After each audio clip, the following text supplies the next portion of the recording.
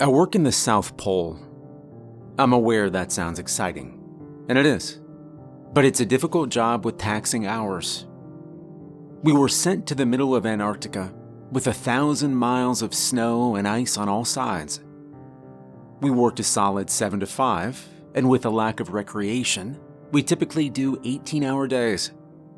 However, we do have slow satellite Wi-Fi, which is what keeps me sane during the long days. Regardless, all this wasn't the problem. The problem was the sheer atmosphere of oppression. The whole place didn't feel right. Most of the facility is subterranean, with covered heaters atop the roof and an entrance into a cement stairwell. The bunker is what you'd expect. Gray concrete square with men's and women's bunking areas and a few couples' rooms.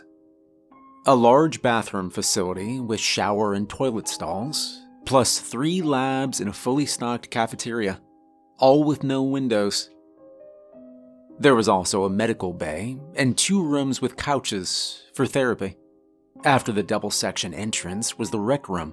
It had a pool table and a bar. The wall was knotty pine wood paneling like from the 1970s. The rooms were all attached by a long, dingy hallway, including 2 offices and desks and chairs. I spent most of my time there. Atop the station was an observation deck, reachable with a ladder, with windows where we could see and hear the outdoors. But we usually only went up to smoke, since it was nearly as cold as the outside. The whole place was poorly lit. Fluorescent lights and a few lamps in corners, but overall, it looked like a dingy green underground cement hell. Outside is exactly what you would expect from Antarctica. Snow for hundreds of miles in all directions. If you have a fear of open water, feels like that, except you have to walk in it. I was slightly surprised that they invited so many on this particular expedition. There were 12 of us in total, and usually, 6 would suffice. All professionals in our fields. However, the range of work each of us did was surprising. Typically, it would be a singular field of study to accomplish a common goal, but there were several different professions on this expedition. The first was an older Finnish gentleman, a medical doctor, who was skilled in healing injuries in frozen climates. The next was a physicist who really was as surprised as us to be in the South Pole, for their work is often theoretical, and when in practice, requires a team in and of itself. The next 2 were a British husband and wife team, both geologists. There were 3 men in their 30s for maintenance and driving, specializing in sub-zero conditions and masters in any repair field. Also, there was a biologist, a young woman who wore her hair in a bun and kept her lab coat on at all times inside. She was all work and no fun. Then, there were even 2 therapists. Yeah, therapist. The first is what you'd expect. A middle-aged lady with blonde bangs and a clipboard, always wearing a warm smile. The other, well, he was a tall, lanky fellow. He was gaunt, and his hair was jet black. Honestly, I had no idea why he would be a therapist. I myself didn't even want to say hi to him. I never saw anyone join him in therapy unless he specifically asked them. I usually tried to avoid the guy. There was another man who I assumed was a cook until I saw we had to make our own meals. He was an odd, mousy-looking fellow. Didn't speak to anyone, and when I tried, he would simply ignore me. I decided that he would be my favorite person on this expedition because he kept 100% to himself. Me. Well, I was the chaplain. Yeah, I know what you're thinking. There are half a dozen professionals here, and why is there a chaplain? Well, I didn't think it made sense either. But when I was contacted by the organization funding the trip, I didn't argue. They were offering a lot of money, and in my line of work, that is a rarity. The expedition was to be 6 months, and we were to each conduct specific experiments. I don't know what the others were assigned, but I was to journal on the religious implications of the expedition and provide any counsel for all the other participants on the trip of any sect or faith. The counsel assignment I didn't have a problem with, but the journaling, that's the kind of thing college freshmen journal on in Theology 101. Either way, I was getting paid, so I sucked it up and spent the rest of my free time downloading movies and games to pass the long hours in between counseling. Surprisingly, a lot of people came to me for religious discussion. I won over the maintenance guy's approval when I cracked open a beer with them and talked Catholicism on the old red rec room couch. I'm a Protestant minister, actually, so they were a little standoffish at first. But we became fast friends, and even though I couldn't bless them or give confession, I think it helped ease stress to feel like they could disclose matters of faith as well as just have a good conversation. Either way, I got along well with everyone after enough time. The physicist was a staunch atheist, so we played pranks on each other frequently. I would hide his laptop out of easy reach, blaring, "Jesus takes the wheel," and he would wake me up half the days with "No church in the wild." I considered him my second best friend in the compound, even though that song did give me chills when I thought about just how far away we were from civilization. My best friend was the odd man. He was always around the rec room when I was, and he never spoke. He wore an orange hoodie and jeans indoors, and he always seemed like he was drinking alone at the dimly lit makeshift bar. I thought nothing of it, since our schedules were all different, and I could absolutely condone drinking yourself senseless in a place like this. It was lonely most days. We did our own thing at our own stations, often eating lunch there, frozen meals or MREs usually. I did spend quite some time talking with a doctor. He was a Buddhist, so we spent many mornings meditating in his medical station under the buzzing fluorescent lights. He said that the place gave him an odd feeling. It was hard to be centered here in the cement brick buried in the snow. It did get to me after a while. When I was alone and the lights were quiet, I swear I could hear whispering.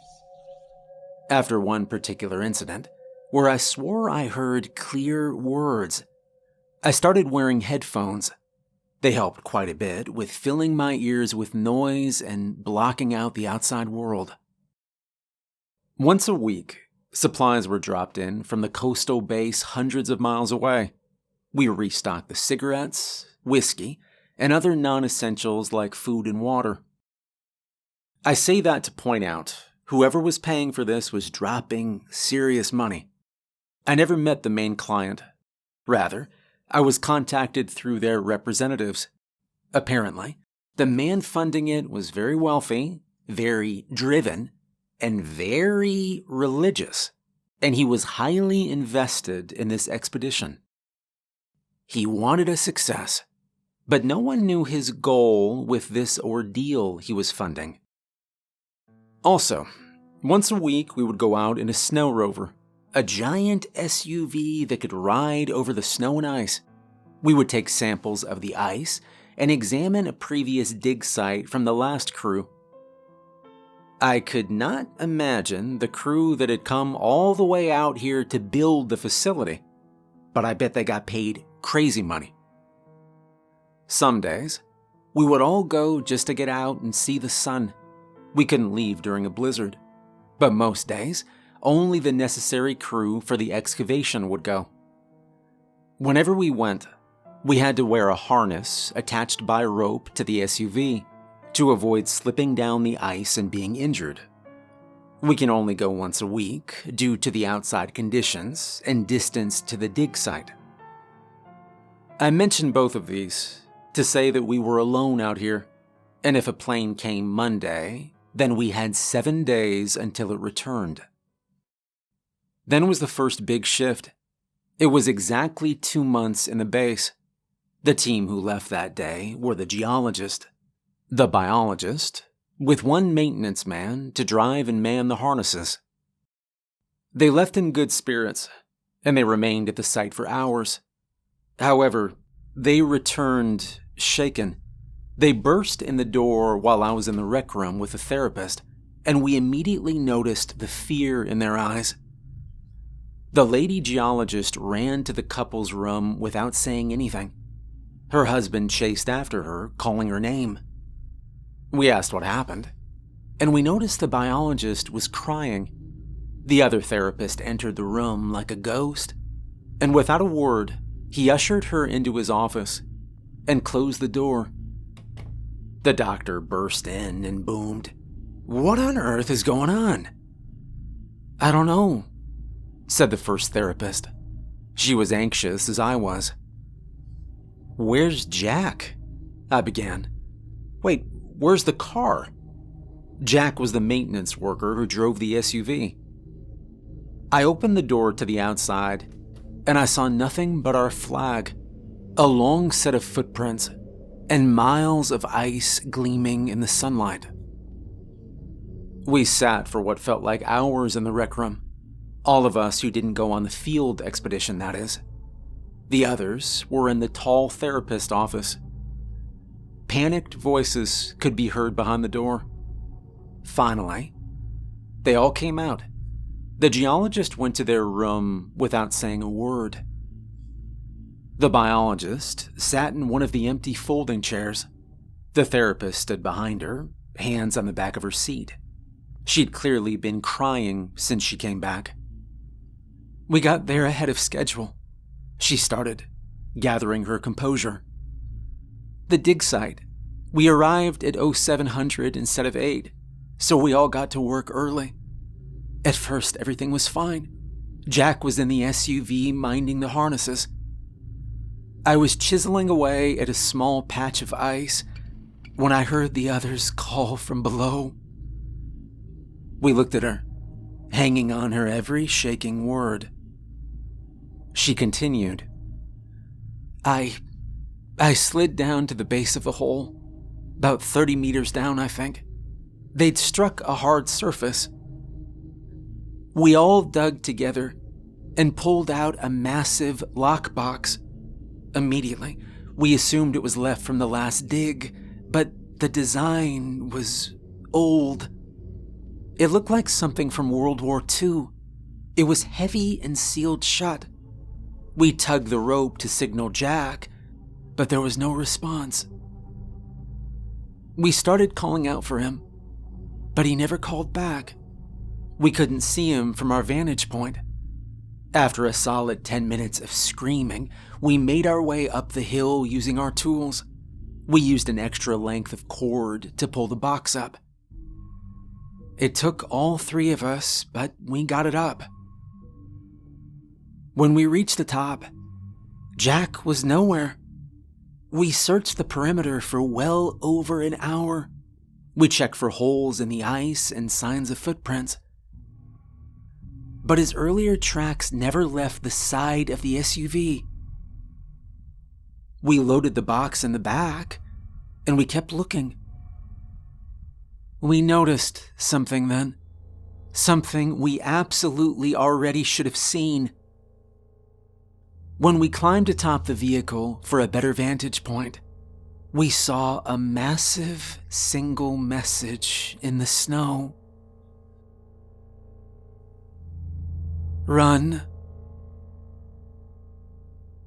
We looked at her in disbelief, the mutual feeling of sympathy, and that I could have searched better people tend to have. She started tearing up again. We panicked. We drove away, but none of us can operate a vehicle designed for snow and ice. We crashed into a massive pothole about a mile south of here. We left the car and walked back. The find is still there, and Jack is somewhere out there. After this, She broke down in sobs and left to the dorm. Jack hadn't answered a single radio call or even made an attempt at reaching us. The dig site was an hour's drive from our base, and we were thousands of miles from any other researchers. We were essentially powerless to do anything. "All right, first things first," said one of the other repairmen. "We need to get our ride back." He suited up. Then he and the other maintenance workers left on a snowmobile designed for short distance. Now, I don't know how they did it, but they managed to bring the SUV back safely in less than an hour. By now it was getting dark, and the search for Jack would be too dangerous to continue tonight. We didn't sleep that night. The odd man didn't even come to bed. He just wandered the halls drinking. I lay there, listening to music to drown out the sounds of crying from down the hallway. This concrete slab, this tomb in the middle of a frozen dead zone. We were completely and utterly alone. The doctor said before bed, if Jack is still alive, he may be better off out there.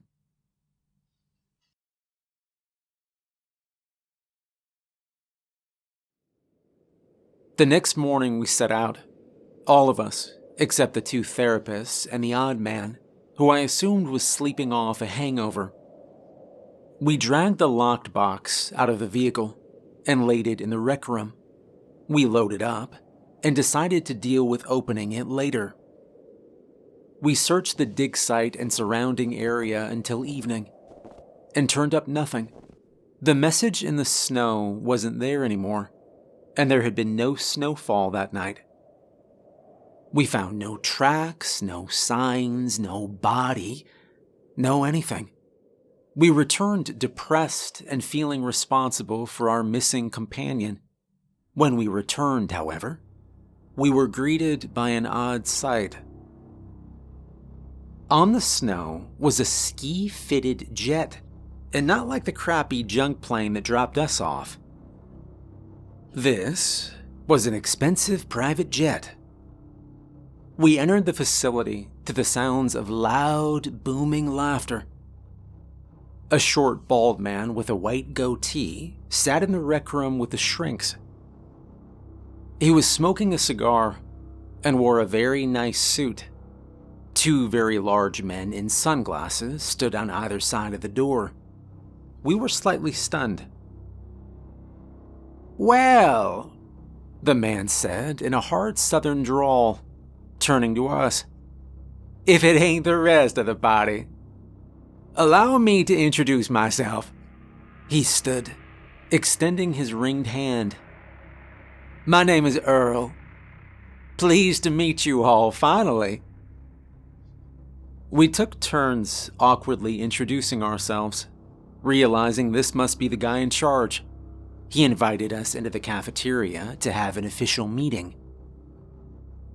This was the second weird shift in the trip. He offered condolences in regards to Jack and expressed that it was no one's fault he went missing. "As for that message in the snow," he said, lowering his voice, "I would say this whole place tells you to run at some point. Don't let it get to you." He finally revealed his focus of the expedition: that we were to discover any signs of past visits man had ventured. He also expressed that he wanted to colonize the South Pole, but needed to know the psychological effects of people living here. That's why he sent 2 mental health associates and a minister.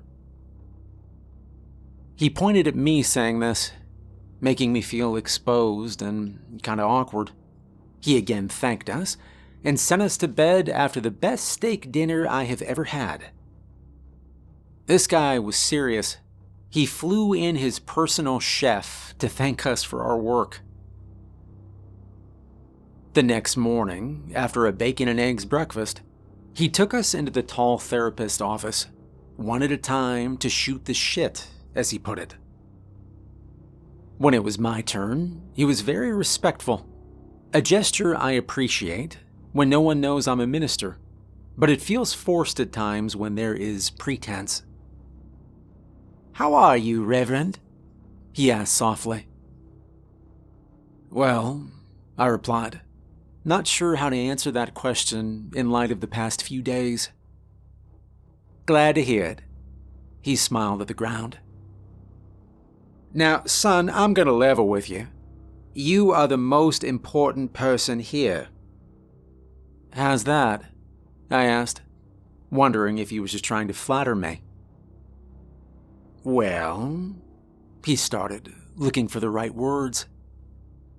"This trip, it's more psychological research than anything. We wanted a religious figure and at least 2 therapists to log the mental strain on living out here. We want to build a new civilization, but we've been testing different groups in small segments at time." "But why me?" I asked.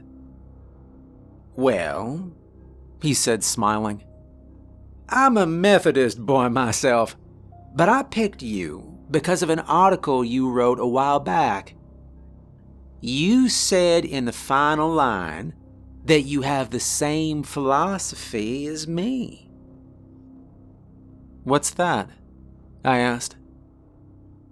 I'd written a few articles in my time, and I didn't know which one he meant. "You said that to truly understand God, we must also understand his counterpart." I immediately knew the article to which he referred. It was something I wrote after seminary on demonology in modern society. I shuddered, as this was an unpleasant field of research. Either way, the man had done his work on me. But I still wasn't sure what a short article on demons qualified me for a mission in the Antarctic. I left the room with Earl, and we proceeded to rejoin the others. We listened to him rant on, rather than talk amongst ourselves. We just didn't feel right. We were here in the warmth with this man bellowing on, while our friend was still out there. I overheard many times the biologist and geologist asking to leave. At first, their requests were simply brushed off, but by the last ones, he sternly reminded them that they were under contract. They went to their rooms after that. Earl left that night with the instruction to report our findings, if there were any. He then boarded his plane with his bodyguards and left promptly.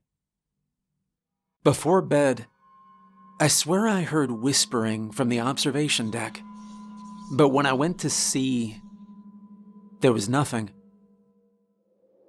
The next day, a massive blizzard rolled in. We resolved that Jack had died in the snow outside. No person could survive a sub-zero blizzard after 3 days. And this is officially where things went bad.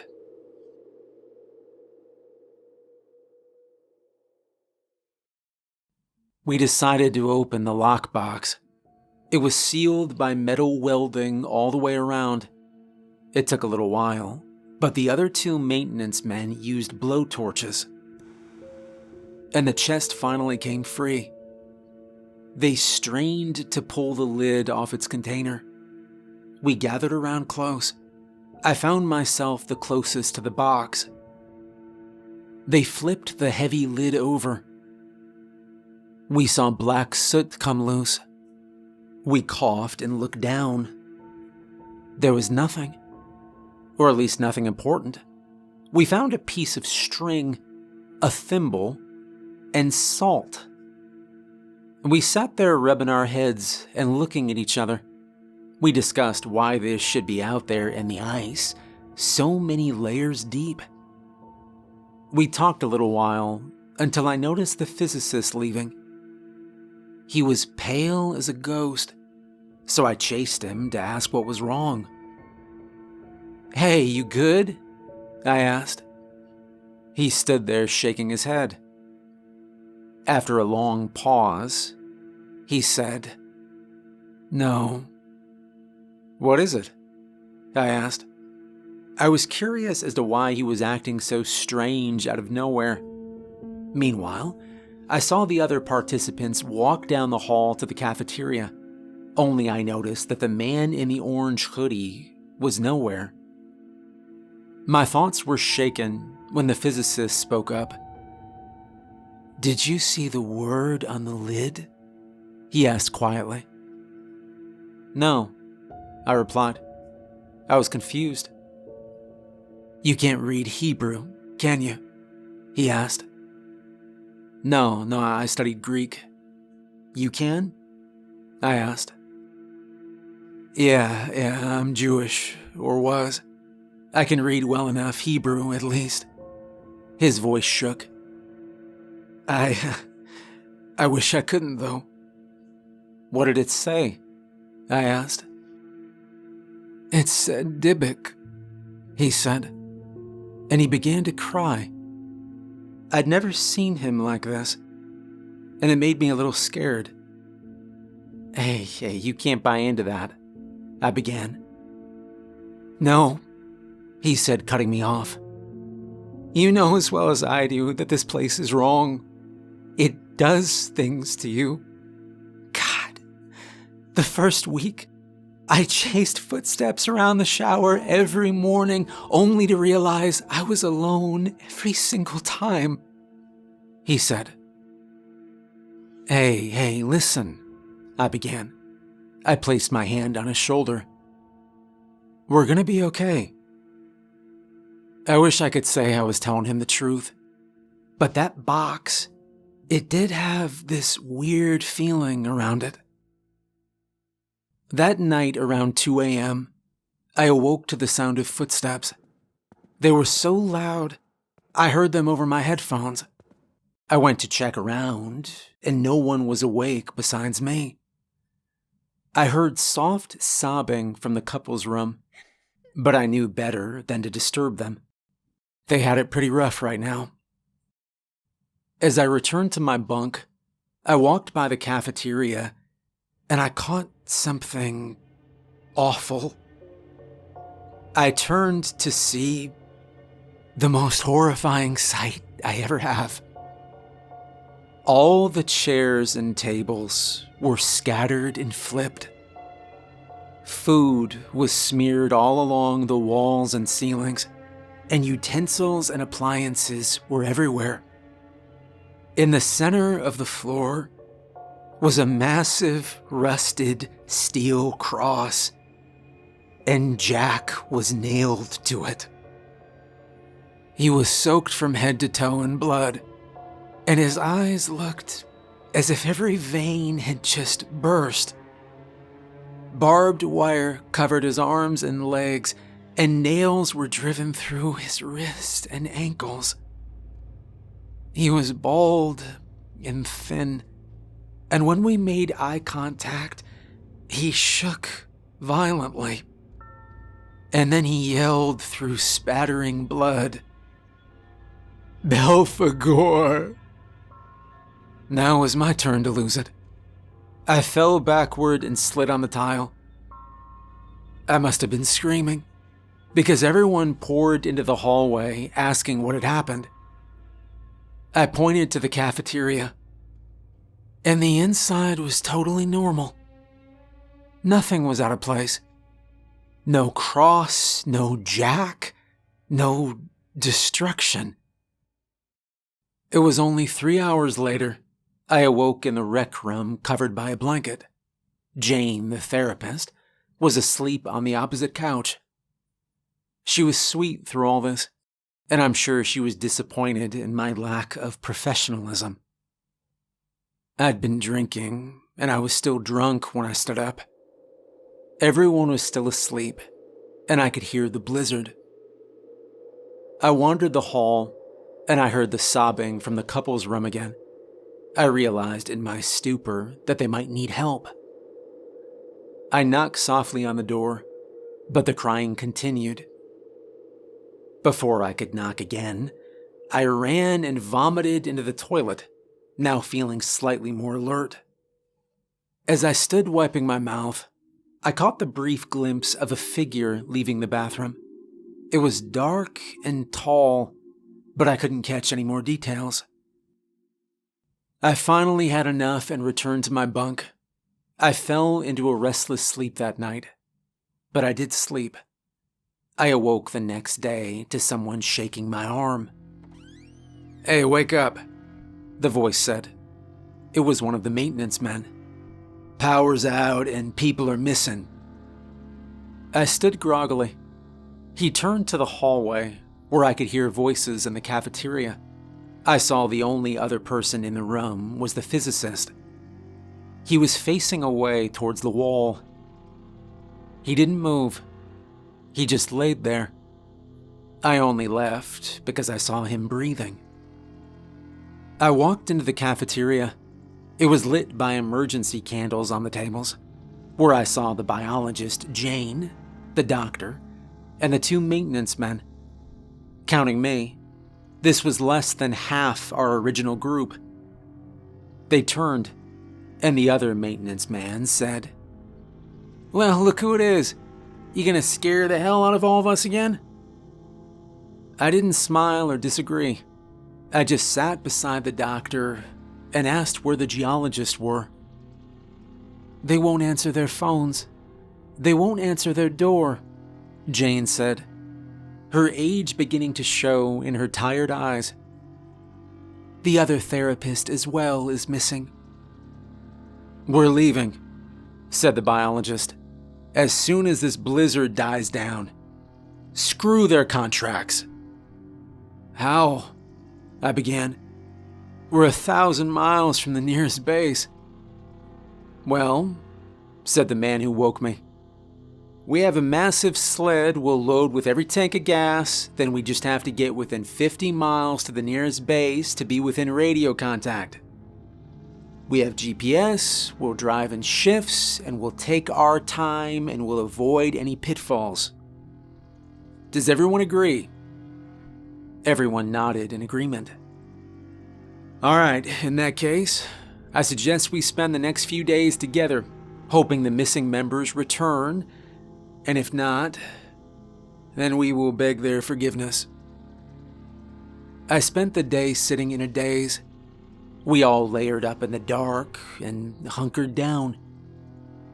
We made small talk in an attempt to fill the void. The dancing candlelight played tricks on our eyes, and the dark was oppressive. The six of us sat there, just sitting and waiting.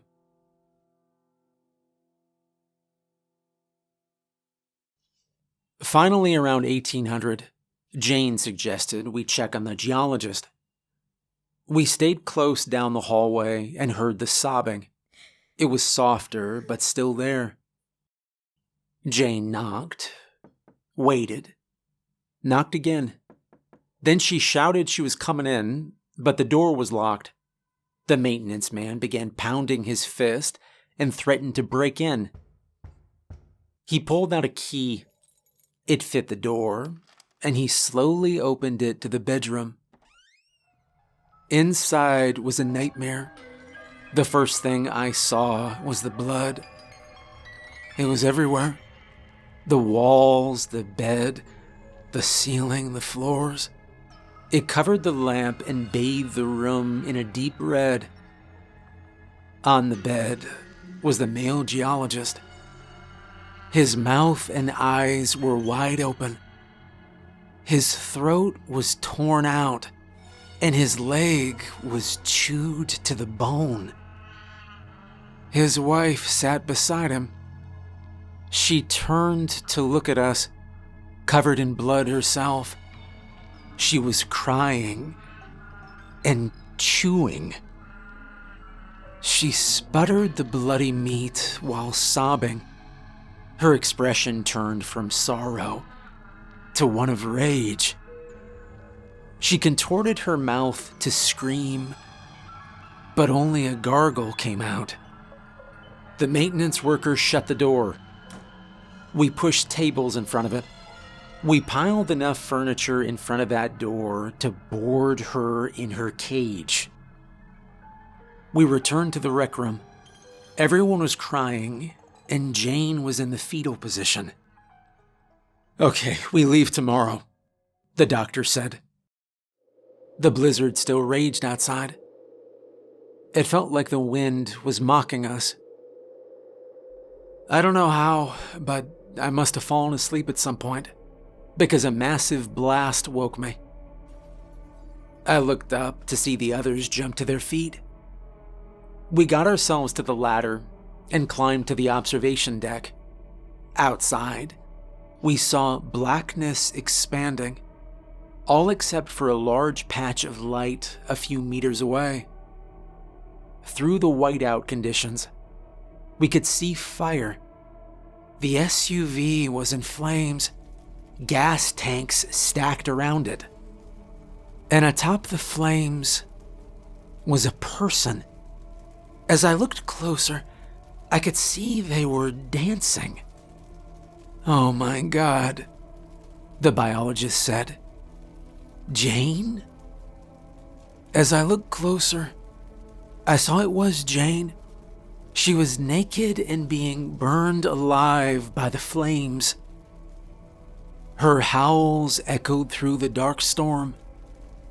We watched as the fire consumed her. She shrieked and screamed, and then she finally fell silent. We walked downstairs feeling hopeless. We sat in the dark of the rec room, and no one spoke until morning. The physicist was still in bed. He was trying to ignore everything, but at this point I knew he was too far gone. The footsteps were loud in the empty rooms, and at this point I thought I would die here. We huddled in blankets and coats against the wall. Candles were the only light. I closed my eyes so I couldn't see the dark shadow pacing the room in front of us. The next morning, the power returned. The lights were flickering, and we stood slowly in the dim glow.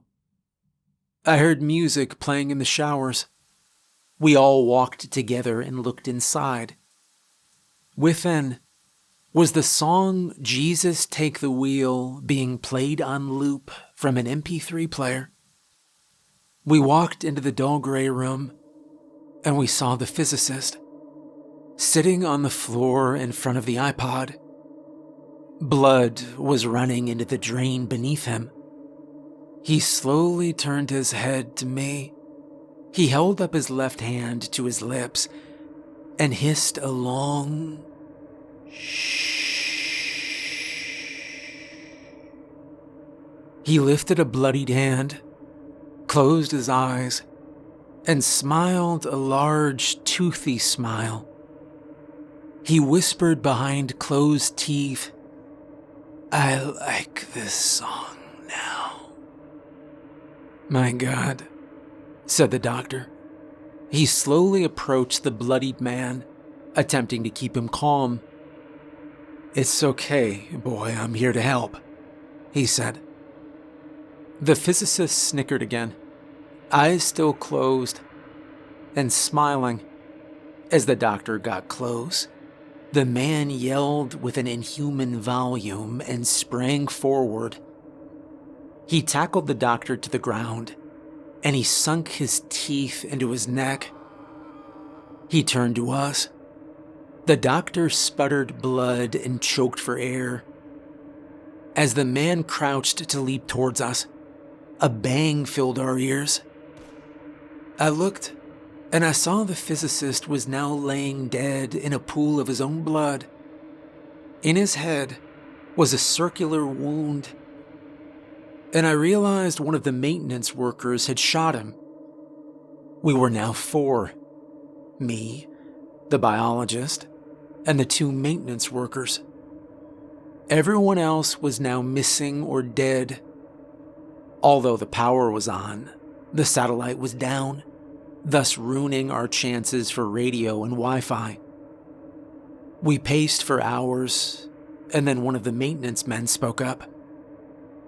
"Our only chance at survival is to fix that dish," he said. We looked at him and agreed. The outside was still completely whited out from the amount of snow and wind. "All right, I'll go," said the other man. "No, we'll go together," said the first. The biologist and I didn't argue. We watched them in their coats leave into the unforgiving blizzard. We waited for what seemed like hours, searching for radio signals and Wi-Fi. Finally, it came back. We smiled for the first time in a long while and prepared for the men's return. We sat and waited, and waited, and waited. We didn't say anything, but we knew. We knew we were the last. She fell asleep in my lap before I closed my eyes, and I swear I heard the giggles of a child. At some point I fell asleep. I awoke and I was alone. I yelled for the biologist. I searched every room until I found the last thing I wanted to find. She was in the observatory. She wrote a lovely note about wanting to see the outside world before she died. In her arm was an empty syringe. Her eyes were just blank, staring into oblivion. I left her alone there. Now, the reason I write this in my probable last moments of clarity, the reason we were brought to this frozen hell only to die, the reason I'm sending out this story before I put a flare gun down my mouth. I returned to the office I'd been using. I was hysterical. I saw my reflection in the display mirror, and I noticed that my eyes were completely black. I smashed the mirror. I sliced my knuckles, which rocked me back to reality. And in my second of clarity, I noticed the slip of paper that fell from the shattered pieces. It was a note with a picture attached. The note read, "If you're reading this, then I hope it isn't too late. This place is not what you think.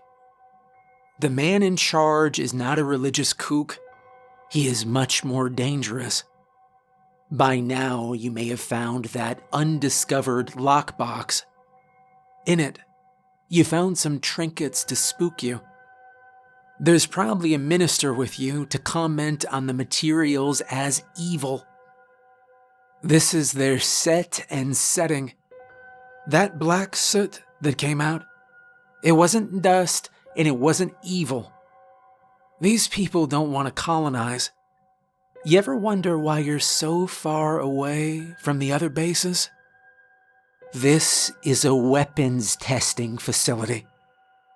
You have unknowingly been testing compounds for a private company. This particular compound is an untraceable psychosis-inducing strain of pathogen that is meant for world leaders. The concept is to have the enemy kill itself. If you've breathed the black dust, then it's too late. All you can do is attempt to get this message out. Do not trust the maintenance men, and do not trust the tall therapist. They're working for Earl. They will disappear without a trace shortly after his visit. They've logged your behaviors, so even if the blizzard, which is what I assume you're already in, subsides, you'll be found and killed if you escape. I'm so sorry. I lost my entire team. I wish you never would have come." The note was signed, Dave. The picture attached was what I assume was the previous team. In red ink, a man was circled and labeled me. In the picture was a mousy man in an orange hoodie.